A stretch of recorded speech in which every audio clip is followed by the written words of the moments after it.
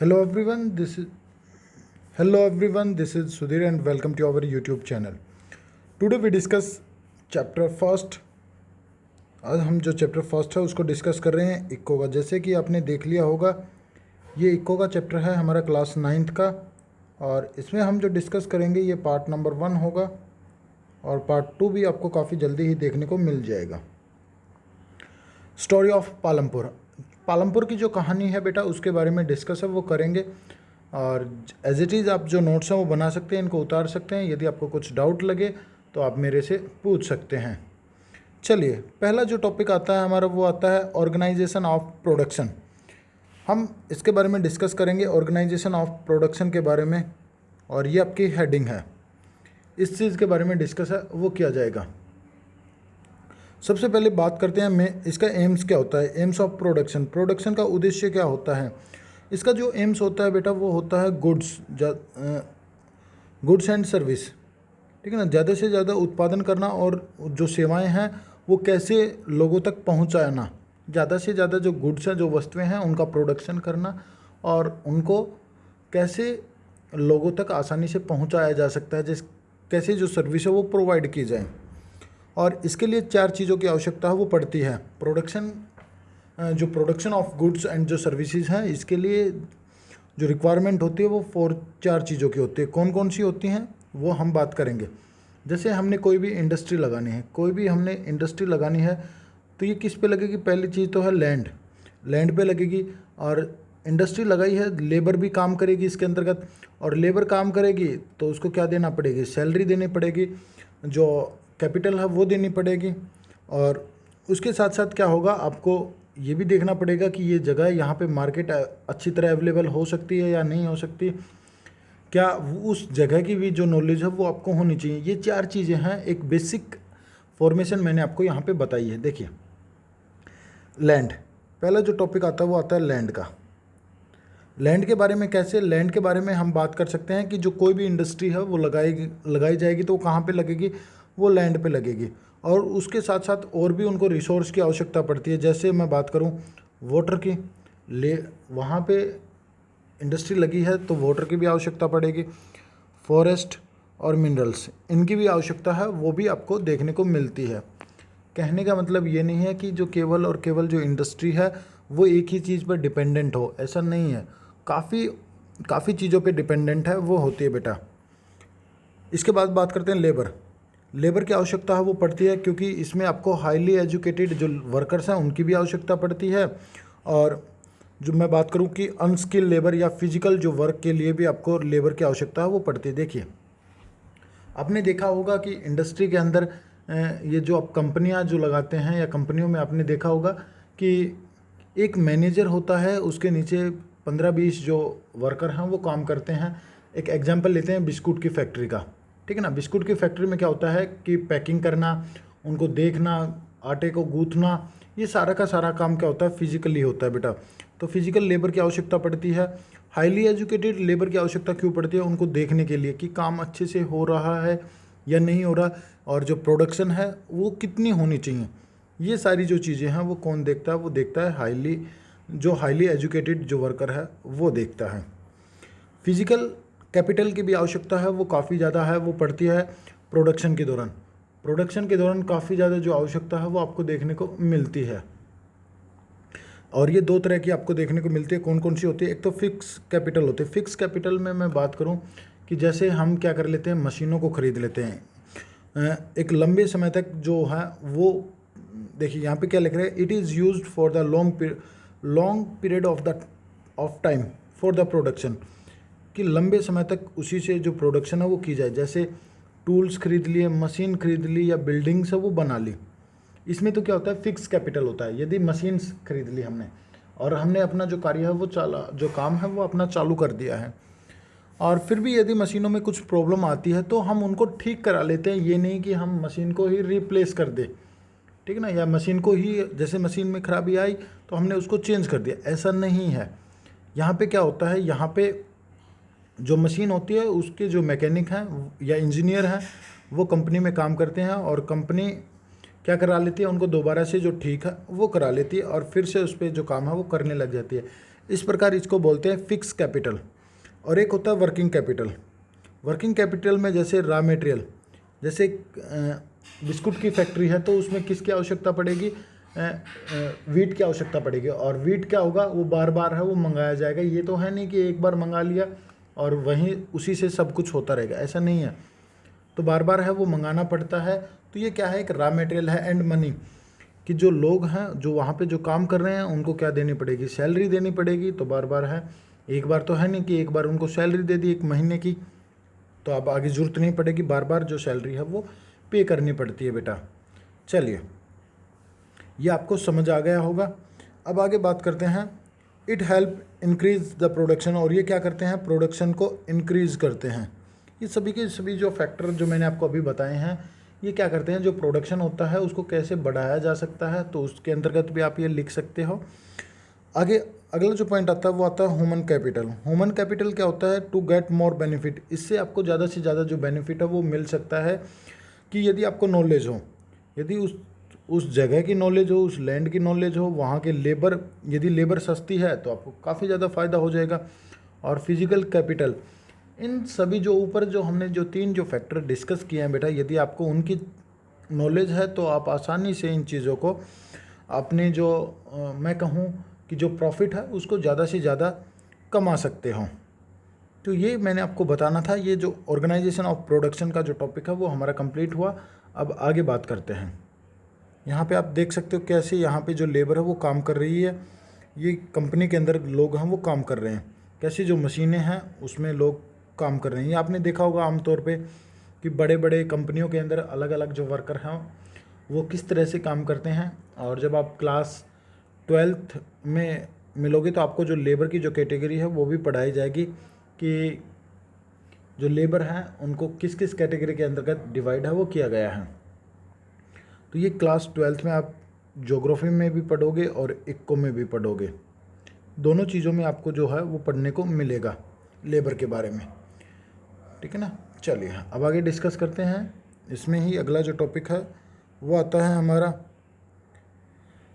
ये जो टॉपिक है वो है हमारा क्या, फार्मिंग पालमपुर।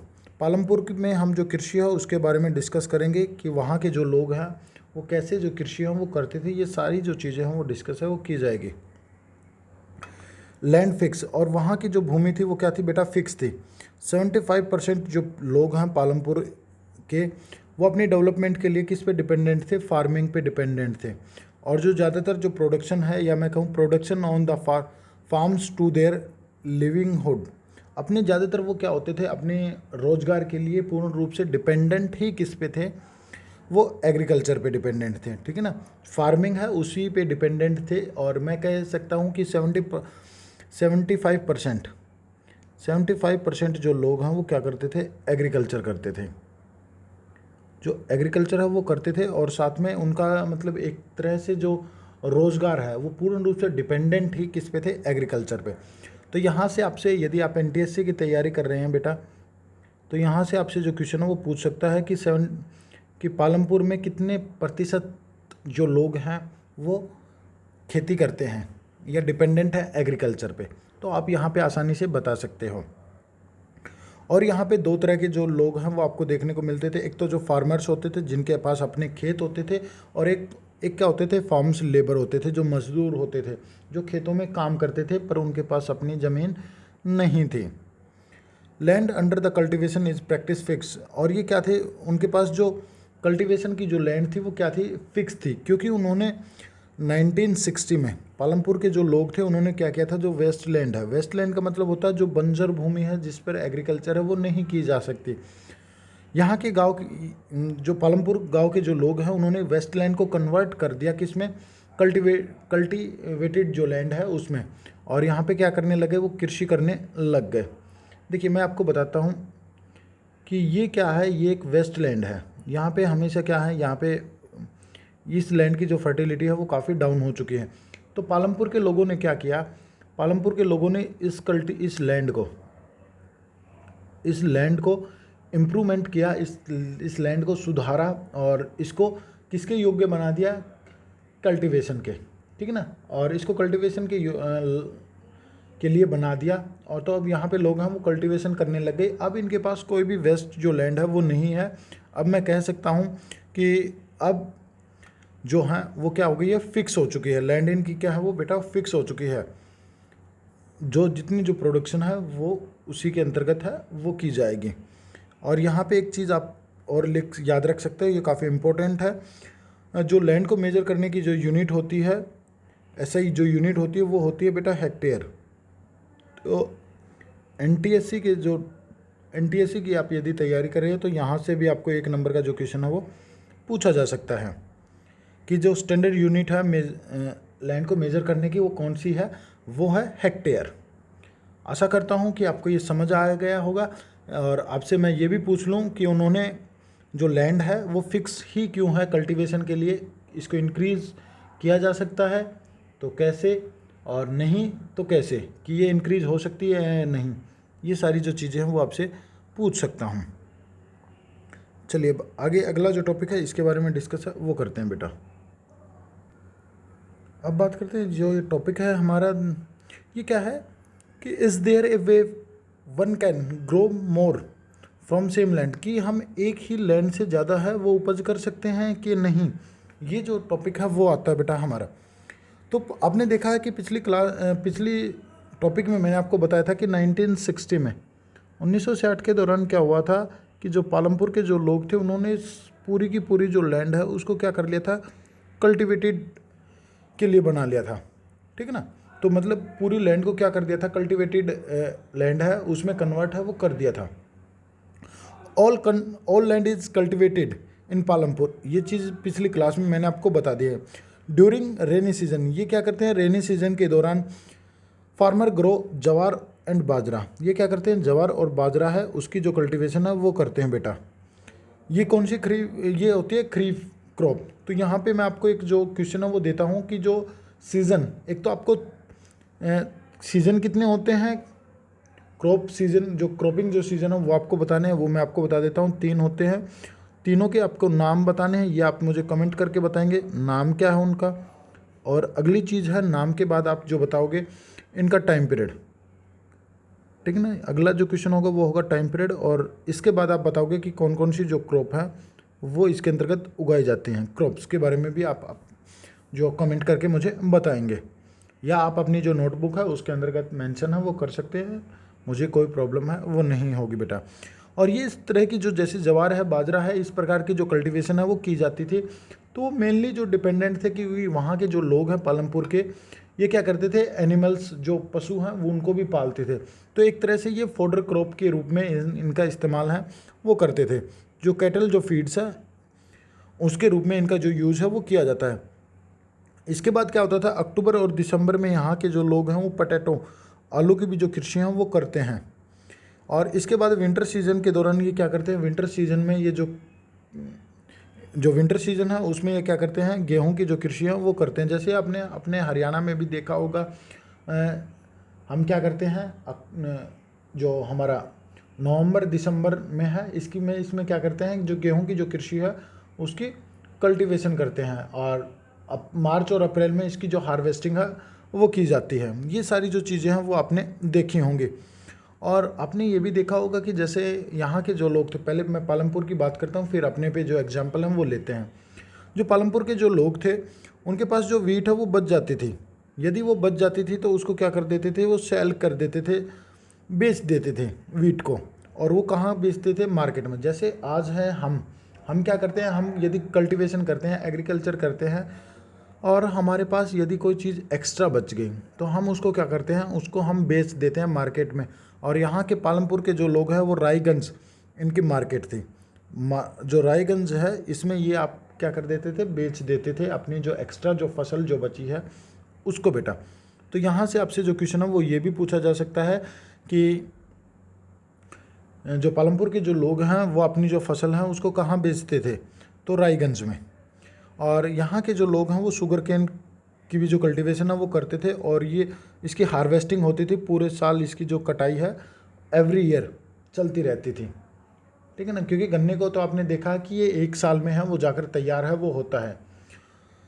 अब आपसे अगली जो चीज़ है वो ये पूछी जाएगी कि यहाँ के जो लोग हैं मतलब मेनली एग्रीकल्चर पे डिपेंडेंट थे। तो इसका कारण क्या है कि वो अलग अलग टाइम पीरियड में अलग अलग तरह की जो कृषि है वो करते हैं। तो इसका जो मेन जो कारण है वो है development, well development system of irrigation. यहाँ का जो इरिगेशन जो सिस्टम है वो काफ़ी बेटर हो गया है, डेवलप हो गया है सिंचाई का। पहले यदि मैं बात करूँ तो ये क्या होता था, जब से इलेक्ट्रिसिटी नहीं आई थी तो केवल जो बैल होते थे उनसे जो वाटर है वो निकाला जाता था और फिर जो इरिगेशन है वो की जाती थी। जैसे ही इस गांव में इलेक्ट्रिसिटी आई, ठीक है ना, इलेक्ट्रिसिटी वो काफ़ी पहले से ही आ चुकी थी पालमपुर में, और जैसे ही इलेक्ट्रिसिटी आई तो इसने पालमपुर का जो इरिगेशन जो सिस्टम है उसको पूरी तरीके से चेंज कर दिया, ठीक है ना। लोगों ने देखा और लोगों ने क्या किया, इरिगेशन के लिए इलेक्ट्रिक रन ट्यूबवेल्स का इस्तेमाल है वो करना स्टार्ट कर दिया, और इससे काफ़ी बड़े एरिया में क्या होने लग गया, इरिगेटेड है वो होने लगा, इरिगेशन है वो प्रोवाइड है वो होने लगा काफ़ी बड़े एरिया में। तो ये क्या है, काफ़ी ज़्यादा बेनिफिट इनको देखने को मिला, और यहाँ की जो एग्रीकल्चर वो काफ़ी ज़्यादा जो डेवलप है वो हुई। और यहाँ पे सबसे पहले जो ट्यूबवेल्स हैं वो इंस्टॉल किए किसने, गवर्नमेंट ने। जो गवर्नमेंट है उसने पहले गाँव में जो इंस्टॉलमेंट है वो की, इनको किसानों को दिया। बाद में लोगों, यहाँ के जो किसान थे, जो फार्मर्स थे, उन्होंने अपने जो प्राइवेट जो ट्यूबवेल्स हैं वो भी स्टेबल कर लिए या उनको भी स्थापित कर लिया। देखिए, to grow more than one crop on a piece of land, एक भूमि पर, इसने क्या बताया गया है कि ये लैंड है, 1 हेक्टेयर लैंड है, इस पे एक से ज़्यादा जो क्रॉप है वो उगाना, ये क्या कहलाती है एक साल में, इसको बोलते हैं मल्टीपल क्रॉपिंग, मिश्रित कृषि बोला जाता है। मल्टीपल जो क्रॉपिंग है वो क्या होती है कि एक सेम लैंड पीस पे, ठीक है ना, अलग अलग कल्टीवेशन है वो करना, ये क्या कहलाती है, ये कहलाती है मल्टीपल क्रॉपिंग। एक होती है मिक्स भी, दोनों अलग होती हैं। जैसे आप एग्जांपल हम वो दे सकते हैं, पहले हमारे यहाँ पे हरियाणा में क्या है, 3 सीजन होते हैं, खरीफ, फिर रवि और फिर जिहाद। ये जो 3 जब सीज़न आपने पढ़े होंगे तो उसके अंतर्गत है वो आपको पता चल जाएगा कि इसी को बोलते हैं मल्टीपल क्रॉपिंग। तो इससे क्या है, ये एक मोस्ट कॉमन वे है इंक्रीजिंग प्रोडक्शन, ठीक है ना, increasing production on a given piece of land. एक भूमि पे ज़्यादा से ज़्यादा उपज करने का ये सबसे आसान तरीका है, एक कॉमन वे है। तो जिसके कारण यहाँ पे जो लोग हैं वो ज़्यादा से ज़्यादा डेवलपमेंट है वो कर सकते हैं। और ज़्यादा से ज़्यादा डेवलपमेंट करने का जो मेन जो कारण है वो है इरिगेशन, कि यहाँ की जो इरिगेशन जो सिस्टम है वो काफ़ी ज़्यादा डेवलप है वो हो गया है, ये सबसे मेन कारण है, ये आपने देखा होगा। अब हम बात करेंगे, अगला जो टॉपिक आता है वो आता है ग्रीन रिवॉल्यूशन के बारे में। जो ग्रीन रिवॉल्यूशन है इसके बारे में डिस्कस है वो करते हैं। इस गांव में ग्रीन रिवॉल्यूशन आने से क्या इफ़ेक्ट है वो भी आपसे पूछ सकता है कि पालमपुर में जैसे एक ग्रीन रिवॉल्यूशन है उसको प्रमोट किया गया नॉर्थ इंडिया में, तो इसका इफ़ेक्ट है वो आपको पालमपुर में क्या देखने को मिला, ये सारी जो क्वेश्चन है वो अभी आपसे पूछ सकता है। कि जो अब हम बात करेंगे ग्रीन रिवॉल्यूशन की। जैसे मैंने आपको अभी बताया था, ग्रीन रिवॉल्यूशन क्या था कि ज़्यादा से ज़्यादा मतलब पैदावार, ठीक है ना, कि ज़्यादा से ज़्यादा जो मॉडर्न जो फार्मिंग जो हो रही है उसके मेथड में ज़्यादा से ज़्यादा क्या हो, पैदावार करने का ही इसका क्या था, मुख्य उद्देश्य था। और जो एम आपसे पूछ लिया जाए तो ज़्यादा से ज़्यादा जो प्रोडक्शन है वो था। 1960 के अंदर, 1960 के दशक के दौरान इसको इंट्रोड्यूस किया गया। इसको इंडियन जो फार्मर है उनको इंट्रोड्यूस किया गया, बताया गया। Cultivation of wheat and rice, इसका जो मुख्य उद्देश्य था वो ज़्यादा से ज़्यादा वीट और राइस की जो कल्टीवेशन है वो करना था। और इसमें जो HYV जो सीड्स है इनका जो इस्तेमाल है वो किया गया। तो यहाँ पे NTSC के जो बच्चे हैं या नॉन NTSC के जो बच्चे हैं वो भी थोड़ा ध्यान रखें। तो यहाँ पे आपसे HYV की जो फुल फॉर्म है वो आपसे पूछ सकता है, ठीक है ना, यहाँ पे जो फुल फॉर्म है वो आपसे पूछ सकता है। तो थोड़ा जो फोकस है वो इस चीज़ पे करेंगे बेटा। और तो ये आपसे ये 1-2 जो क्वेश्चन है वो मैं आपको साथ के साथ डिस्कस है वो करा रहा हूँ। तो इन चीज़ों पे थोड़ा ध्यान है वो दे लें, और अपनी जो नोटबुक है उसके अंतर्गत आप जैसे ही नोट्स बना रहे हैं तो उसमें उस चीज़ को इम्पोर्टेंट है वो कर सकते हैं। यहाँ पे क्या है कि ये जो ग्रीन रिवॉल्यूशन है उसका मुख्य उद्देश्य था क्या था कि जो सेम पीस ऑफ लैंड है उस पर ज़्यादा से ज़्यादा जो प्रोडक्शन है, जो प्रोड्यूस है वो करना, और एक लार्ज क्वांटिटी में जो फूड ग्रेन्स है उनको जो प्रोडक्शन है वो करना, यही इसका क्या था, मुख्य उद्देश्य था। जैसे ये एक लैंड थी, जैसे मैं पालमपुर का एग्जांपल है वो आपको आगे दूंगा कि ये 1 हेक्टेयर जो लैंड थी इस पे पहले कितना प्रोडक्शन होता था, और ड्यूरिंग या फिर आफ्टर द ग्रीन रिवॉल्यूशन के बाद कितना जो प्रोडक्शन है वो आपको देखने को मिला। इसमें इसके कंपैरिजन में हमने यहाँ पे क्या क्या किया, वो सारी जो चीज़ें हैं वो डिस्कस है वो की जाएगी। तो सबसे पहले इस जो ग्रीन रिवॉल्यूशन है उसको इंट्रोड्यूस किया गया था नॉर्थ इंडिया में, जैसे पंजाब हुआ, हरियाणा है, वेस्टर्न उत्तर प्रदेश। क्यों यहाँ पे क्यों किया गया था? क्योंकि यहाँ के जो फार्मर्स थे उनकी जो कंडीशन है वो थोड़ी बेटर थी औरों के कंपैरिजन में। तो यहाँ पे जो किसान हैं उनको उन्होंने कुछ एक जो मशीनें हैं उनको ख़रीदा, जैसे ट्रैक्टर हो गया, थ्रेसर हो गया। ये थ्रेसर है जिससे आप गेहूँ निकालते हो, सरसों निकालते हो। जो लोग खेती करते हैं तो उनको आपको पता होगा कि थ्रेसर है वो क्या होता है। Which made plugging and harvesting faster, कि मतलब बोने से लेकर कटाई तक का जो मतलब बोने में काफ़ी ज़्यादा जो टाइम है वो लगता था, कल्टीवेशन और हार्वेस्टिंग ये दोनों क्या हो गए, काफ़ी ज़्यादा फास्ट हो गए। क्या हो गए, काफ़ी ज़्यादा ये जो फास्ट है वो हो गए। तो इसका भी जो इफ़ेक्ट है वो आपको देखने को मिला है। देखिए अब बात करते हैं पालमपुर की। पालमपुर पे क्या इफ़ेक्ट है वो पड़ा है। इन स्टार्टिंग पालमपुर में पहले जो गेहूं की जो कल्टीवेशन है वो की जाती थी, तो वहाँ पे 1 हेक्टेयर के अंदर जो प्रोडक्शन होती थी वो 1300 केजी होती थी। बाद में क्या हुआ, जैसे ही हमने ग्रीन रिवॉल्यूशन को अपनाया, और तो ग्रीन रिवॉल्यूशन के अपनाने के बाद यहाँ पे 1 हेक्टेयर में 32 केजी हो गया। मतलब 300 से लेकर, मतलब 1300 से लेकर कितनी बढ़ गई, 3200 बढ़ गई। मतलब डबल हो गई, एकदम डबल है वो हो गई 1300, और 1300 हो गए हैं 2600। तो ये डबल से भी प्लस हो गई। मतलब मैं कह सकता हूँ कि 1.5 गुना, 1.5 गुना है वो जो प्रोडक्शन है वो होने लगी जैसे ही हमने किसको अडॉप्ट किया, ग्रीन रिवॉल्यूशन को। ग्रीन रिवॉल्यूशन में जो मेनली जो ध्यान दिया जाता था वो वीट और राइस पे दिया जाता था। अब आपके मन में क्वेश्चन आता होगा कि सर इन्हीं दोनों चीज़ों पे क्यों, क्या कारण है? तो इन दोनों पे जो कारण है बेटा वो ये कारण है कि ज़्यादा से ज़्यादा हमारी जो पॉपुलेशन है वो बढ़ रही थी, और एक तो पॉपुलेशन है वो इंक्रीज हो रही थी। एक 1960 के जो दौरान हमारे देश में ड्रोट और मतलब सूखा और जो भूखमरी की जो समस्या थी वो काफ़ी चरम पे थी। चरम का मतलब होता काफ़ी टॉप लेवल पे थी, ये हम बोल सकते हैं। आशा करता हूँ कि आपको समझ आ रहा होगा, और समझ आ रहा है तो प्लीज़ आप एक बार लाइक करके मुझे बता सकते हैं। चलिए आगे बात करते हैं। अब इसके ये यहाँ पे आप एक फिगर है वो देख सकते हो, आपकी बुक में ऐसी जो फिगर है वो आपको देखने को मिलेगी। तो ये जो फिगर है वो आप देख रहे होंगे कि मॉडर्न जो फार्मिंग जो मेथड है यहाँ पे ये, इसमें क्या होता है कि HIV जो सीड्स होते हैं, HYV जो सीड्स होते हैं उनका इस्तेमाल किया जाता है। ये काफ़ी हाई क्वालिटी के होते हैं, और ज़्यादा से ज़्यादा प्रोडक्शन के लिए फर्टिलाइज़र का इस्तेमाल किया जाता है, जैसे यूरिया, DAP और पेस्टिसाइड्स। ये क्या होती हैं, जो कीड़े मारने की जो दवाइयाँ हैं वो होती हैं। और यहाँ पे क्या है, इरिगेशन सिस्टम। इरिगेशन जो सिस्टम है वो जैसे कैनाल बना दी गई, पंप सीट हैं वो ला दी गई, और इलेक्ट्रिसिटी हैं उससे भी इरिगेशन है वो की जाने लगी, जैसे हमने अभी पढ़ा था। और जो डैम्स हैं इनसे क्या किया जाने लगा कि जो इरिगेशन सिस्टम है उसको काफ़ी बेटर किया गया। और फिर जैसे जो मशीनरी हैं, फार्म जो मशीनरी हैं, जैसे कल्टीवेशन से लेकर हार्वेस्टिंग तक सारी की सारी जो मशीनें हैं वो ले आए। तो इससे क्या होगा, सारा का सारा हमारा जो इरिगेशन सिस्टम भी बोल सकते हो मैं, यहाँ पे इरिगेशन सिस्टम बेटर हो गया, हार्वेस्टिंग बेटर हो गया, और कल्टीवेशन भी बेटर हो गया। और कुछ यदि प्रॉब्लम आती है डिजीज़ की तो उसके लिए पेस्टिसाइड हो गए, और ज़्यादा से ज़्यादा के लिए हमने जो सीड्स हैं वो भी अच्छी क्वालिटी के यूज़ कर रहे हैं, तो प्रोडक्शन है वो ऑटोमेटिक इंक्रीज है वो तो होगी ही बेटा। तो अब ये एक देख सकते हो यहाँ पे पल्स का और वीट की जो प्रोडक्शन है उसका एक रेशियो है, वो एक जो टेबल है वो मैं आपके सामने लेके हैं वो आया हूँ। तो यहाँ पे आप देख सकते हो ये मिलियन टन में है।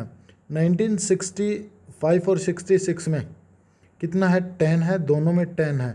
तो लास्ट में 2017 और 18 में देखोगे तो इसकी जो प्रोडक्शन, पल्स की जो प्रोडक्शन है वो काफ़ी ज़्यादा इंक्रीज़ है वो नहीं हुई, ये 24 ही रह गई। और जबकि कहाँ तक चली गई, 97 तक, और 99 तक भी जो प्रोडक्शन ऑफ वीट है वो चला गया था। तो अब देख सकते हैं कि हमारे देश में ज़्यादातर जो ग्रीन रिवॉल्यूशन जो आई उसका जो इफ़ेक्ट है वो एक लिमिटेड या कुछ एक जो क्रॉप्स है उनके ऊपर ही देखने को मिला। बाकी और जो क्रॉप्स हैं उनमें किसी प्रकार की जो इम्प्रूवमेंट है वो देखने को, या उनकी जो प्रोडक्शन है उसमें किसी प्रकार की कोई बढ़ोतरी है वो देखने को नहीं मिली। तो ये इससे आप एक थोड़ा आइडिया है वो लगा सकते हो बेटा। अब ये नहीं कि भाई उसकी कुछ एडवांटेज ही थी, डिसएडवांटेज नहीं थी। जहाँ एडवांटेज होती हैं वहाँ डिसएडवांटेज भी होती हैं। इस चीज़ को भी थोड़ा फोकस है वो कर लीजिए, ठीक है ना। कुछ एडवांटेज हैं तो कुछ डिसएडवांटेज भी आपको यहाँ पे फेस करनी है, वो पड़ रही हैं। चलिए उनके बारे में डिस्कस है वो करेंगे। आपके सामने टॉपिक है ये। देखिए पहला पॉइंट क्या है हमारा, पहला पॉइंट है कि जो HYV जो सीड्स हैं, ये जो सीड्स हैं बेटा ये क्या करते हैं, ये बड़ी मात्रा में इनको आवश्यकता पड़ती है किसकी, वाटर की और केमिकल फर्टिलाइज़र की और पेस्टिसाइड की, इन्हें ज़्यादा से ज़्यादा जो आवश्यकता है वो पड़ती है। और यहाँ पे बात करूँ use of large quantity of fertiliser, जैसे ही हम जो लार्ज क्वांटिटी में या लार्ज मात्रा में जो फर्टिलाइज़र हैं इन और जो पेस्टिसाइड्स हैं इनका इस्तेमाल करते हैं, तो जो सॉइल की जो फर्टिलिटी है वो क्या हो जाती है, वो डाउन हो जाती है। वो जो सॉइल अपनी जो फर्टिलिटी है उसको खो देती है।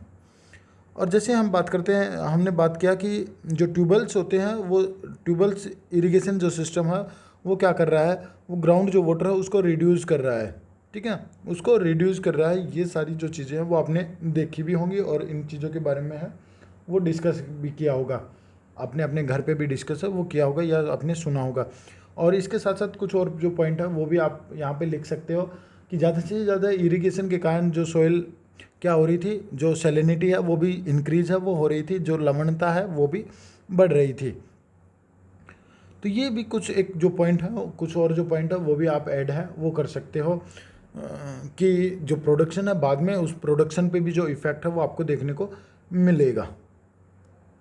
अब आगे देखते हैं, जो नेक्स्ट जो टॉपिक आता है बेटा, वो जो टॉपिक है हमारा वो क्या है, how is land distributed between the farmers of Palampur. जो लैंड्स थी जो पालमपुर के, उनमें कैसे डिवाइडेड थी उस चीज़ के बारे में डिस्कस है वो करते हैं।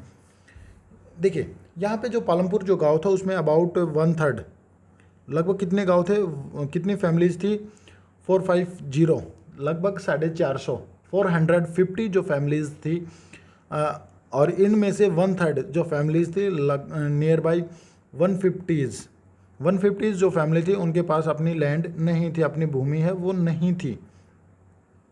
240 फैमिलीज ऑन देयर कल्टीवेशन, वो खेती करते थे पर उनके पास जो लैंड थी वो 2 हेक्टेयर से भी कम थी।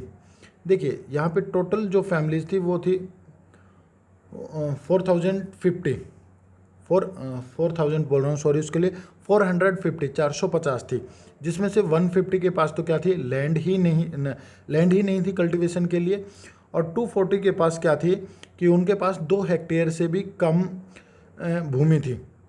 कल्टीवेशन सच द प्लॉट्स, उनके पास इतनी भी इनकम नहीं थी कि वो अपनी जो फैमिली है, मतलब ज़्यादा से ज़्यादा वो इनकम है वो इस लैंड से नहीं कर पाते थे, या उनका जो काम है या गुजारा है या जो रोज़गार है, जो एम्प्लॉयमेंट है वो इनसे ज़्यादा है वो नहीं मिलता था, ठीक है ना। Bring enough income to the farmers families, कुछ ज़्यादा इनकम है वो यहाँ से इनको प्राप्त है वो नहीं होती थी।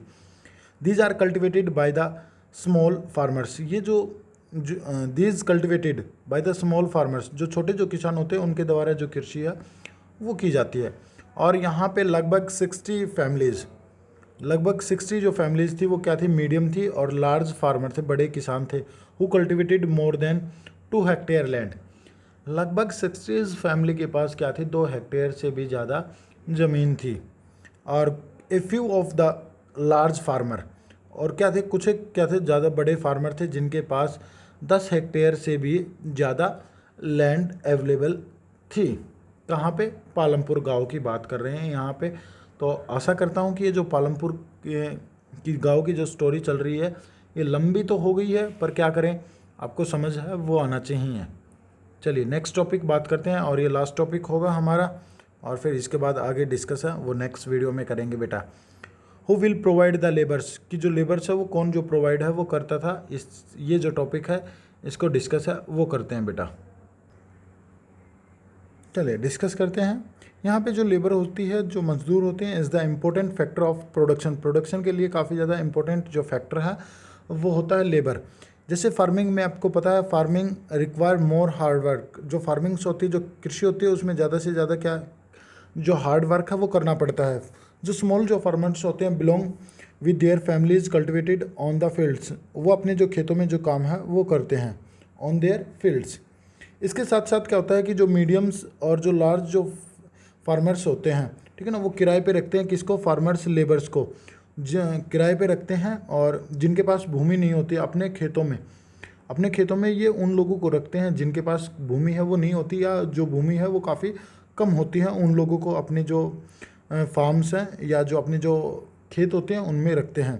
फार्म से labour come to either from, ये मैंने आपको बता दी, लैंडलेस फैमिलीज होते हैं या जिनके पास काफ़ी कम मात्रा में क्या होते हैं, जो लैंड है वो होती है, कम मात्रा में जो लैंड है वो आपको देखने को मिलती है। जैसे हमने अभी डिस्कस किया था कि पालमपुर में कितने लोगों के पास जो लैंड है वो आपको देखने को मिलती है।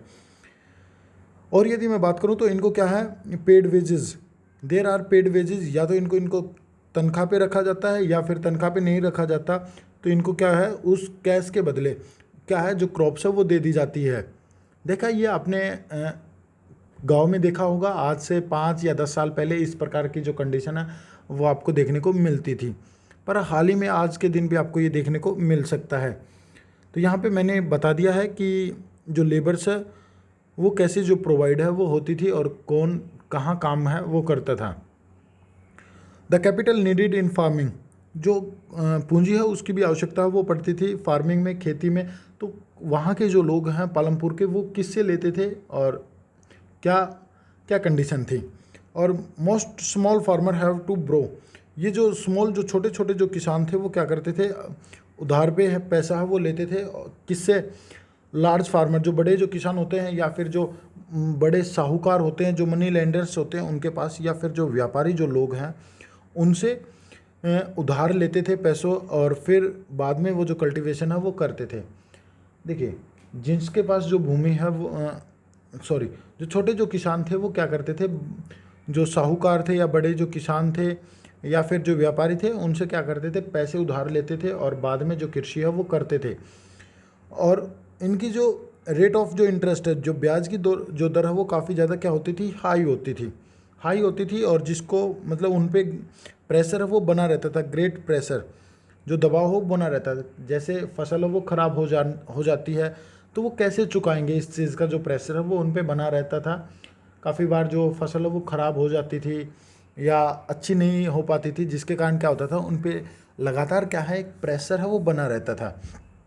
और इससे क्या हुआ, इससे जो साहूकार थे या जो व्यापारी थे या फिर जो बड़े जो किसान थे उनको तो नुकसान होता नहीं था, वो तो अपना उन्होंने तो क्या है वो लोन दिया है, तो उसके बदले में वो काफ़ी बड़ी मात्रा में किसानों से है वो बड़ी मात्रा है वो लेते थे, बड़ी मात्रा में जो पैसा है वो कलेक्ट करते थे या उनकी जो क्रॉप्स हैं वो छीन लेते थे। ये सारी की सारी जो कंडीशन है वो आपको पालमपुर में देखने को मिल रही है।